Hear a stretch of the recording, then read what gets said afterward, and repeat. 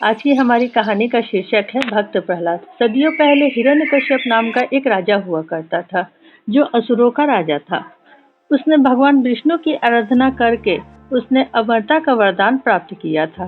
ब्रह्मा ने उसकी तपस्या से खुश होकर उसे अमरता का वरदान दिया था।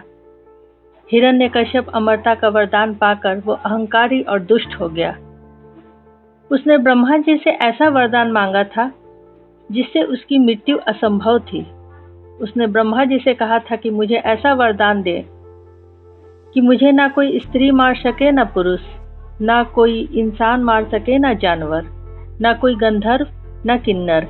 वो ना धरती पे मरेगा, ना आसमान पर। उसे ना कोई अस्त्र मार सकेगा, ना कोई शस्त्र। वो ना दिन को मरेगा, ना रात में, ना घर के बाहर और ना घर के अंदर।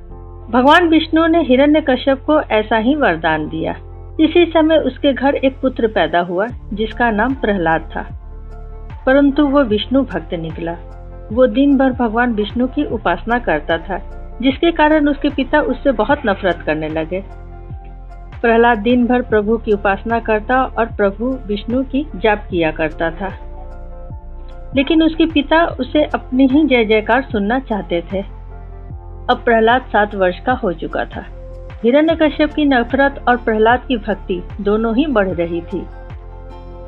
एक दिन भक्त प्रहलाद को उसके पिता ने निद्रा अवस्था में ही पहाड़ की चोटी से नीचे फेंकवा दिया, परंतु भक्त प्रहलाद की भक्ति ने उसे बचा लिया। यह देख हिरण्यकश्यप आग बबूला हो गया। सोच विचार करने के बाद, बहुत चिंतित होने के बाद हिरण्यकश्यप को अपनी बहन होलिका की याद आई। उसने अपनी बहन होलिका को बुलवाया, जो कि एक राक्षसनी थी। हिरण्यकश्यप ने सारी बातें अपनी बहन होलिका को बताई। तब उसकी बहन होलिका ने अपने भाई को यकीन दिलाया कि वो प्रहलाद को जलाकर मार देगी। होलिका के पास एक ऐसी चादर थी जिसे ओढ़ने से अग्निदेव भी होलिका का कुछ बिगाड़ न पाएंगे, मगर भक्त प्रहलाद जलकर भस्म हो जाएगा। फागुन मास के पूर्णमासी के दिन होलिका अपने भतीजे प्रहलाद को गोद में लेकर जलती हुई चिता पर चादर ओढ़कर बैठ गई। तभी प्रहलाद हरि विष्णु का जाप करने लगा। पल भर में ही होलिका जलकर राख हो गई और चारों तरफ भक्त प्रहलाद की जय जयकार होने लगी। ऐसे में हिरण्यकश्यप ने खुद ही अपने पुत्र प्रहलाद को मारने का निर्णय किया। उसने उसे महल के खंभे में बांध दिया और अपने प्रहलाद से कहा, अगर अब भी तू मेरी जय जयकार नहीं करेगा तो मैं तुझे मार डालूंगा। बुला अपने विष्णु को, अगर वो तुझे बचा सकता है तो बचा ले।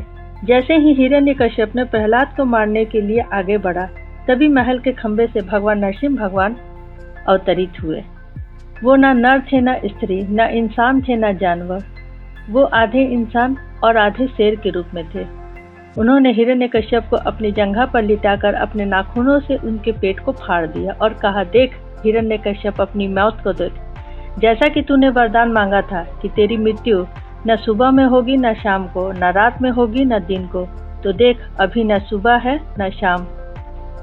तू न घर के बाहर है और न घर के अंदर। तू घर की चौखट पर है। तू न धरती पर मरेगा न आसमान पर, तो देख तू मेरी जंघा के ऊपर है। तू ना अस्त्र से मरेगा न शस्त्र से, तो देख मैंने तेरा वध अपनी नाखूनों से किया है। और इस तरह हिरण्यकश्यप जैसे एक असुर का अंत हो गया और प्रभु नरसिंह भक्त प्रहलाद को अपनी गोद में लेकर आदर करने लगे। इस तरह से फिर एक बार बुराई पर अच्छाई की जीत हुई।